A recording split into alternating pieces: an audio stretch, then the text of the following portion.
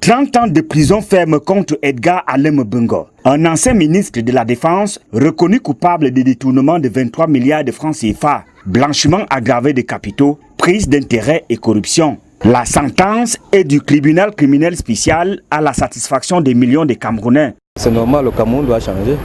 Le Cameroun doit changer. Le président a donné des instructions contre les gens qui s'amusent à la fortune publique.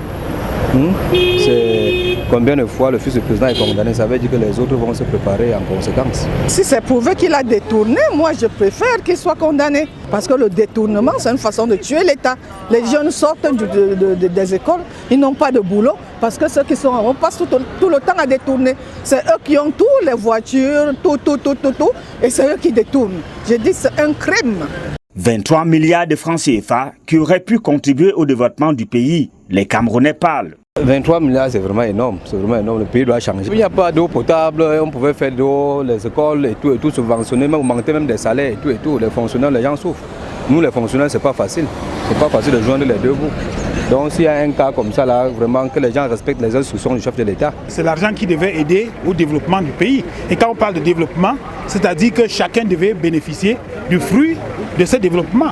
Ça veut dire si une seule personne, par quelques moyens que ce soit, parvient à tirer les biens qui devraient appartenir à tout le monde et que la justice a établi une telle culpabilité, qu'il paye. Raison pour de nombreux citoyens de laisser transparaître leurs émotions. La colère est à son paroxysme. 23 milliards, c'est un crime. Il faut que la peine de mort revienne au Cameroun. Parce que les jeunes ne pourront pas s'en sortir dans ces conditions. Tout le temps, on meurt dans la Méditerranée parce que ça ne tient pas dans nos pays. Et qu'est-ce qui est à l'origine? C'est ça. C'est ça qui est à l'origine des détournements. Pour moi, qu'on instaure la peine de mort, condamner même à aller en prison, ressortir, c'est rien. Qui est la peine de mort?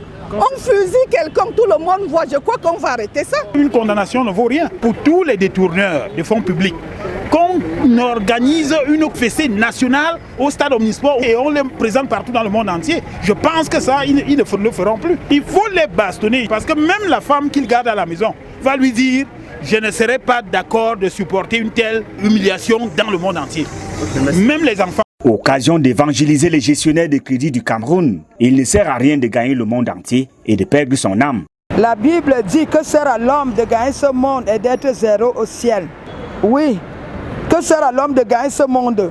Ceux qui sont dans les sectes pernicieuses, les assassinats, donc tu préfères gagner cet argent sur terre et d'aller en enfer parce que l'enfer existe vrai.